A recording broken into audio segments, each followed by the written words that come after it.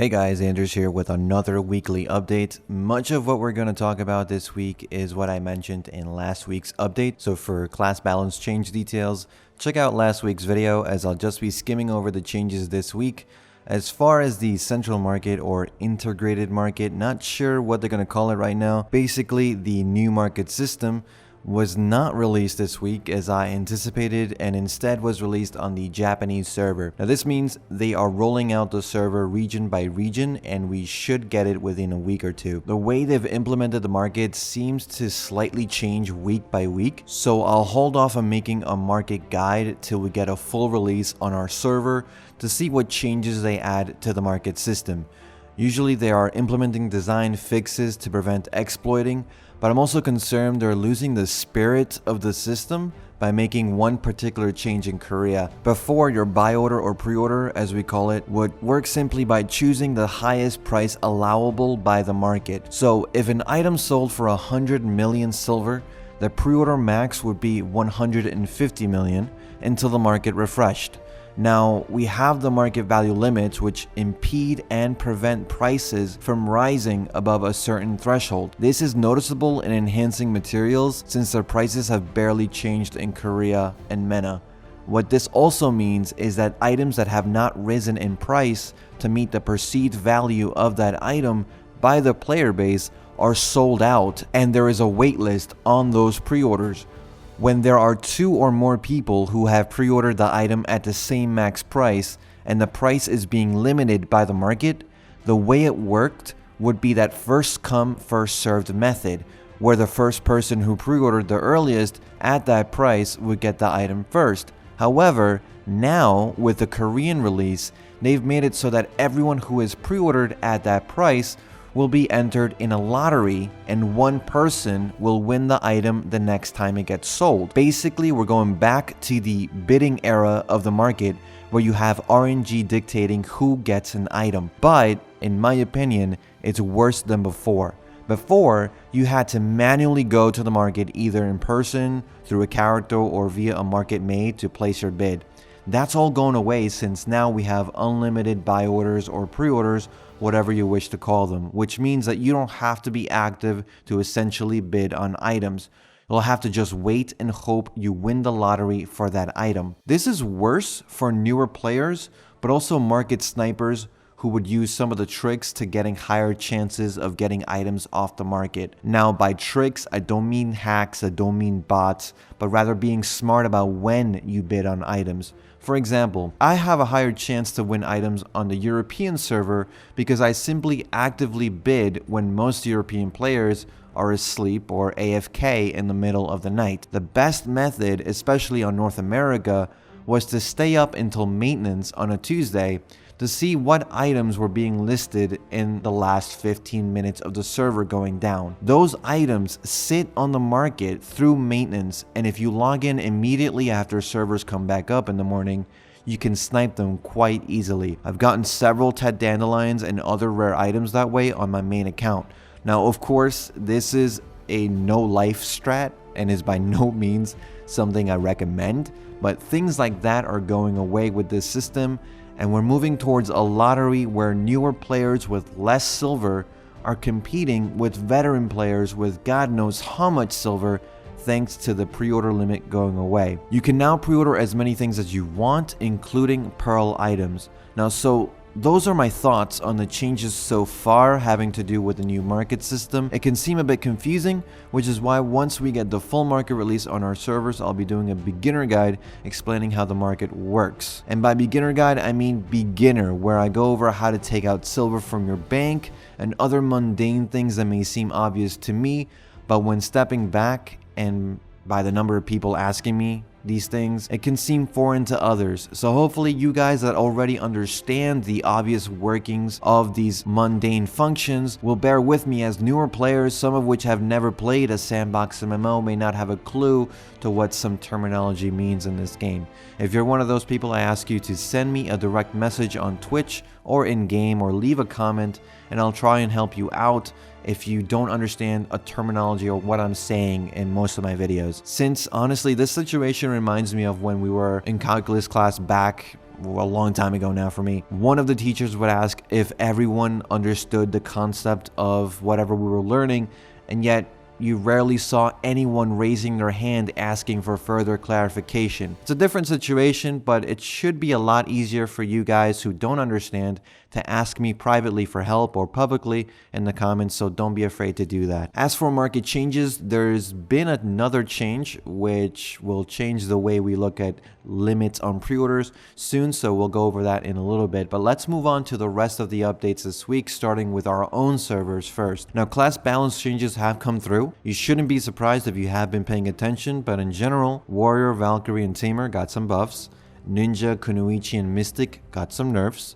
Dark Knight received more damage in PvE and PvP, a buff, but we're gonna go over some changes later that may make you a little bit sad, but we'll go over why that PvP buff is irrelevant in a bit. Now, world boss times have also changed to include a lot more Kudum and Nuver and a couple more instances of Garmoth, less Zarka overall from what I can see. I'll have times for EU and North America on the screen for a while for you guys, so check them out. Now, Garmoth HP has also been reduced by another 30%, so there really is no excuse now that dragon isn't dying every time. We've received a new event called Fortune Favors the Bold. You'll be able to choose one of 2 fortune cookies every day. One will always give you 1 to 3 Blackstones, and the other will give you a random quest that can contain multiple rewards. If you have the time, doing the quest cookie is better in the long run, though this event in general is tedious and mediocre, so don't feel too pressured to choose the quest cookie every day. Now, the event will last until February the 13th, and the golden drop event is still ongoing until next week, so make sure you're AFK fishing if you can. Attendance rewards will be refreshed at server reset tonight for loyal, rookie, and returning calendars. Nothing for guild calendars yet, so if you're guildless or in a small guild, you're not missing out anything just yet, so don't worry about that. Shadow Arena got some changes as well, mostly fixing bugs and refining the UI so you can see your AP and DP stats easily. It's no longer called Marnie's Secret Isle Shadow Arena, but rather they just went with Shadow Arena. Makes sense. DKs are playable now since they fixed the AP offhand not working in Shadow Arena, and Witch and Wizard got a speed spell taken away in favor of Sage's Memory, and overall skills that were excessively used because they dealt insane damage have been scaled down, and skills that were garbage have been buffed to do more damage in Shadow Arena. So we'll see how that changes things in Shadow Arena going forward. In terms of system changes, you now need to be at least level 50 to receive the 50% combat bonus on Olvia servers. Before it was level 30 before it kicked in. There's also a reconnection UI implemented that allows you to see some nice graphics when you disconnect and reconnect it into the game. At least now you'll know if you're disconnecting, I guess. And as far as Pearl Shop items go, the alchemy costume has been added for the archer. They added a decent Camisylve and item loot scroll bundle that you should buy if you have the cash. Karlstein bundle is meh, not really worth it. And the sales on the tent, well, barely a sale, honestly, really not worth at the moment unless you really want a tent. And then I guess you can save $5. Amazing. Let's move on to Korea, where some fun and interesting stuff got released. Darkness Devour has been added. Jesus Christ, I don't know who comes up with these names. It just sounds really bad. Edgy teenager name, awful. I'm just gonna call it Devour. Devour allows you to extract fail stacks from enhanced items, more or less. It will only work if your character has 0 fail stacks, so you can't use these to push your fail stacks, for example. The ratios are horrible. Plus 15 gives you 16 stacks. What is this? Try gives you 33, Tet gives you 45, and a pen gives you 75. Less if they're armor pieces. The item is also destroyed once you get the fail stacks, and overall this is just not worth doing unless you say get a plus 14 drop from a zone and you can't sell it on the market or want to enhance it yourself. I guess it's gonna be okay if you use the Devour function then, but honestly, it seems like a noob trap. Private mode has also been added in Korea, which allows you to hide your connection status from other players. You cannot send or receive guild invites, friend requests, and whispers. And honestly, this is the best change in 2019. I call it the leave me alone feature. pretty nice for us introverts, but I don't know if we'll see this in our region because sometimes we don't get this kind of weird shit on our servers. Black Spirit Rage or BSR skills got some changes as well. BSR skills are not in our version yet, but they now wound your enemy in PvP, making them unable to heal past a certain amount of HP. The wound would have a value that can be recovered by 10 every 5 seconds. So it's essentially an HP debuff that slowly fades away unless you get hit by another BSR skill, I guess. The debuff will not be maintained if the character dies, so keep that in mind. The example they use is a warrior attacking a berserker who has 5,000 HP. The warrior does 2,000 damage with her 100% BSR skill. That means that 50% of the damage becomes your wound debuff. So you'd have a 1,000 HP wound, and the berserker would only be able to heal up to 4,000 HP instead of 5,000. Interesting, but we still live in a one-shot meta more or less. It could be cool if this affects multiple people in battles where multiple enemies are wounded and therefore are easier to kill with supporting AoE. We'll have to see how it works in practice, but cool design idea, I like it. I just hope it actually does something. So now we get to the change where I told you the central market changes every week and I have to wait for a guide, and I said that pre-order limits don't exist. Well, here's another change. The amount of pre-orders you can have will be 5 max by default, plus the number of market maids you have. So hello, Mr. Pay to Win. How's it going, buddy? So I knew this was coming because market maids were pretty garbage after the new market system. Their only function would have been to transfer one item from central market warehouse to your person and vice versa. So now they're actually useful, but it feels bad. To clarify, the more maids you have, the more market maids specifically, the more pre-orders you can have on the new marketplace system. Shadow Arena received ranks in Korea, and now monsters will drop better items over time as the game goes on, so you won't be at the end with like 3 or 4 people left with no chance to catch up on gear if you've been unlucky. Now Musa received reduced damage on stub arrow while on cooldown. Mewa is now able to use Sleet Step consecutively, and Pedal Drill no longer has stun in PvE, but now it has a bound in PvE. She also received the same stub arrow change. I wouldn't really call them nerfs, but I guess they technically are. And Ninja's Murderous Intent now stiffens instead of stuns. Archer also received some buffs because, you know, not enough people are hyping it up. So that's a no bueno for Pearl Abyss. So Archer, go play Archer. It's pretty good now. Value Pack will also increase your weight capacity by 200 now instead of 100. Pretty convenient, if you ask me. I personally love that change. It's free weight, thank you. If you don't run Value Pack, well, that kind of stinks. The most important part though, Valencia scroll drop changes. They buffed Nagas a lot. 200% more scroll drops at Nagas. 350% more scroll drops at Kadri. Now, increased drop chance doesn't exactly mean that they're going to be raining scrolls, but it's going to be a lot more than just 1 or 2 an hour now, thank God. Pretty much every spot got buffs except Fogan's, Akhman, Histria, Gahaz, and Crescent Shrine. Those all got slight nerfs to scroll drops.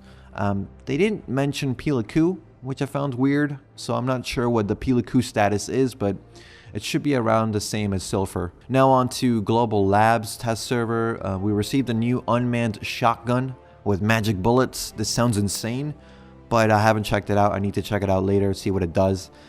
Black Moonlight on Ninja and Kunoichi has lost its super armor and gained a stiffness. Ouch, another nerf. Sork forward guard abilities no longer apply when off cooldown. That kind of hurts too. And Dark Knight now uses stamina on Spirit Hunt, Twilight Dash, and more overall stamina use on Dash.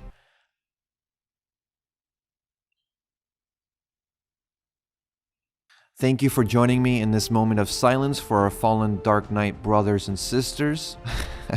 I saw someone on Reddit actually urging people to leave feedback on the test server website to make your voices heard that these Dark Knight changes are not okay, but honestly, unfortunately, I don't think that's going to do anything, guys.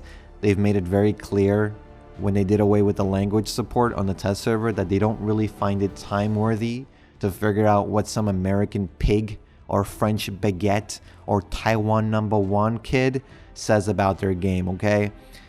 It's cool if you want to leave more feedback. Obviously, don't just type in re, okay? Just be calm and say, hey, these changes make no sense, okay? But don't get your hopes up, is all I'm saying. Just get good. Remember, more AP means more kill. So if your class is nerfed in the future or now, or nerfed to the ground, you can still kill people with less gear than you. Remember that, okay? And that's it for the update this week, guys. There will not be a starting over episode this week. Instead, I'm working on the updated class guide, which I'm gonna have to go back and tweak that section on Dark Knight after this one. You can expect the class guide this Friday, and the starting over episode 3 will be releasing on Tuesday, which will mark the 1-month anniversary since starting the journey. And that's it for me, guys. If you have any questions or comments, please leave them in the comments section down below or message me privately. I'll be sure to answer them when I get a chance. As always, if you haven't subbed to the channel just yet, I don't know what you're doing. Get on it. Click the button, please. It helps us a lot as we continue to grow the channel. Don't forget also that little bell icon so you can be a part of the exclusive 360p club. I love you guys dearly. And as always, thanks for watching. Thanks for listening. I'll see you guys in the next one. Take care.